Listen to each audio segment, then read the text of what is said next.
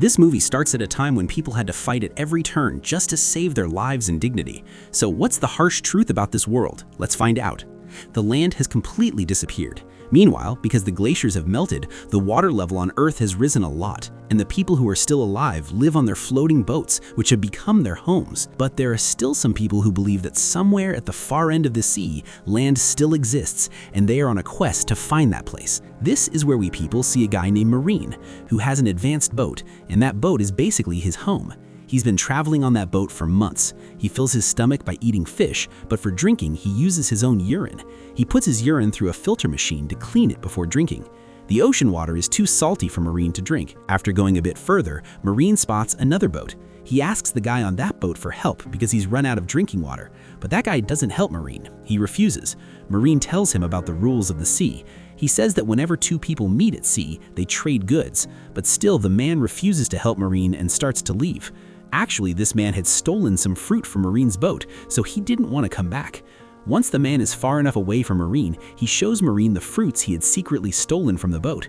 Right now, these fruits, the price was really high, because growing fruit in salty seawater was pretty tough. That's why Marine gets really mad at the guy and starts chasing his boat. He catches up to it and smashes the boat, destroying it. Just then, some pirates show up. Seeing the pirates, Marine runs away from there, but the pirates catch the guy and steal all his stuff.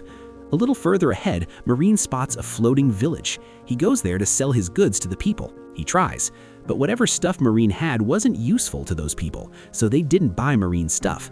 But as soon as Marine shows them a bag full of soil, they let him come into their settlement, because at that time, soil was really valuable and Marine had some.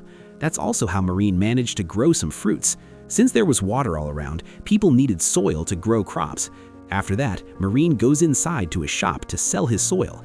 Here, the shop owner gives Marine 4 coins in exchange for the clay, but Marine asks for 8 coins instead.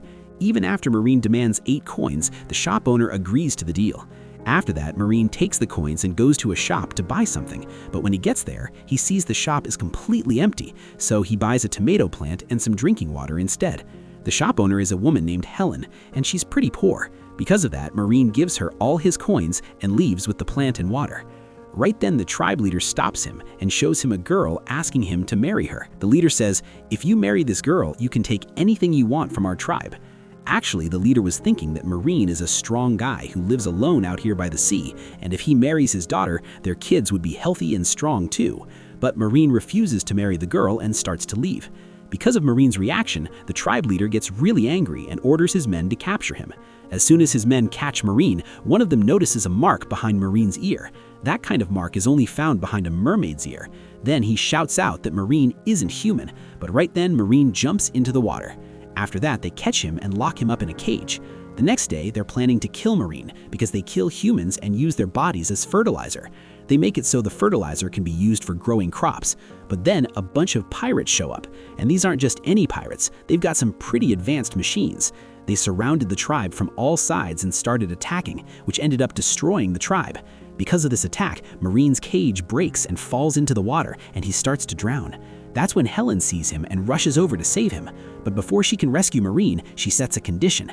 She says, "If you save me and my daughter and take us away from here, only then will I help you." Marine agrees to her terms. After that, Helen gets her out of the cage. Then, as per the deal, Marine puts her and her daughter on his boat and takes them away from there. Later, Marine finds out that the pirates had actually come to kidnap Helen's daughter because the girl has a map of that island tattooed on her back, the same island everyone talks about as being real and where all the people from that map are supposed to be. Who wants to get it?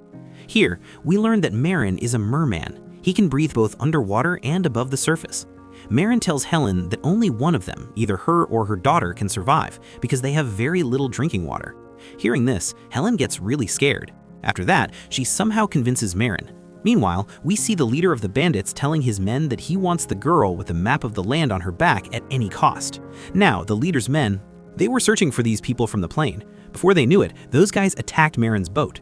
Marin went to the lower part of his boat to grab a weapon, but Helen thought Marin had run away scared. Then she attacked them using the fishing gear attached to Marin's boat. Helen threw arrows and hit them. One arrow went right through their plane, making it spin around the boat. Just then, Marin came out from the lower part and quickly grabbed his weapon. He cuts the rope. After that, they take their plane and leave from here. Marin gets really mad at Helen because she ruined his fishing gear. So, in anger, he cuts Helen and her daughter's hair. A little further ahead, Marin spots another boat. Helen says they should go to that guy in the boat and ask for some help so they can get some food and drinks, but Marin knows very well that no one is going to help them in a situation like this. So, Helen refuses, but because Helen keeps insisting, Marin goes to the guy with the boat. This man is a traitor. He doesn't have any food or drink, but he shows Marin a piece of paper. That paper is really valuable. Marin thinks he can draw the map on this paper and find the way, but he doesn't have the money to buy the paper. As soon as the man notices Helen, he makes a deal with Marin. He says, "I'll give you this paper. I'll give it to you, but I need that girl for half an hour." And even Marin agrees to this. After that, the man takes Helen down to the lower part of his ship. Their plan was just about to start when Marin shows up again. Marin says, "Your time's up." The man gets really angry at Marin and pulls out a knife ready to attack him. But Marin was pretty strong, so he kills the man within minutes. Meanwhile, Helen and her daughter were starving because they hadn't eaten anything since morning. After that, Marin goes out to the sea to fish and catches a really big fish, which he brings back to them. Now the three of them start cooking and eating the fish. After a while, we see Marin teaching Helena's daughter how to swim. Although Marin didn't like the two of them at first, living together had made him feel comfortable with them. After moving a bit further, the two of them spot another boat. When Helen looks at the boat through a telescope, she realizes that the boat. So it turns out the pirates are coming here to capture his own daughter. Then Marin finds out a secret that the girl isn't really Helen's daughter because he found Helen floating in the water years ago. Marin gets really angry about this and says, "Why didn't you tell me this before?" He also asks her if the map tattooed on the girl's back is really a map to some island, or if that's just another lie. Helen says, "When I found this girl, she had this in her hand." There was dirt, which proves that the girl came from a place with land. Now some sea pirates have also arrived here and surrounded their boat. The leader comes here and asks these people about the girl, but they had hidden the girl somewhere. When they don't tell the leader anything, he orders his men to kill the two of them. Hearing this, the girl comes out on her own. After that, the leader takes the girl into his custody. Later, the leader tells his men to kill the two of them. As soon as they hear this, both of them jump into the water to save their lives. Marin was a mermaid-like creature, so she could easily breathe underwater, but Helen was a human and couldn't breathe underwater. So to keep Helen alive, Marin shares her breath with her. After a while, when they come out, they see that the robbers have already left, but they've destroyed their boat. Here, Marin tends to her broken. He was looking for some stuff in the boat. Then he finds a map there. That map was drawn by the little girl herself. It showed an island that was really green and lush. Seeing the drawing, Marin becomes sure that the place the girl came from is a land-based place. So now, no matter what, he wants to find that girl to make it easier for him to get to the island.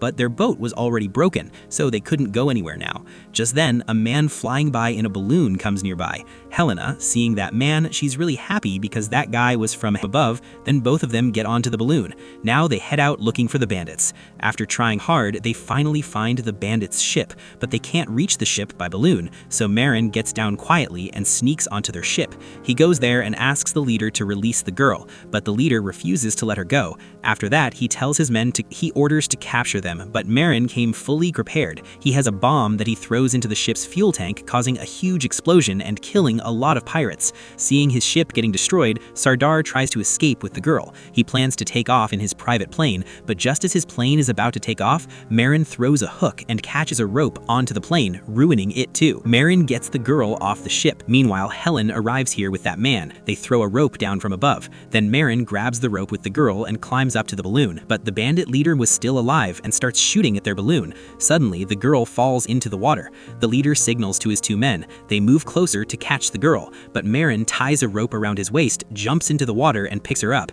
As Marin starts climbing back up with the girl, Sardar's boat crashes into those guys' boat, and all three of them end up getting killed right there. That old man with the balloon could read the map that was drawn on the back of that little girl. After that, they all get into the balloon and easily reach this place. When they arrive, they see that the island is really beautiful. There's also a hut built on the island. When they go inside the hut, they find two skeletons lying there, and those skeletons aren't just anyone's, they're the girl's parents. There are also some tools kept there. It happens. The tools used to make the map on this girl's back were actually used by her parents to create a map of this island on her skin. They did this so that outsiders would know there's still a place where land exists and people can live easily.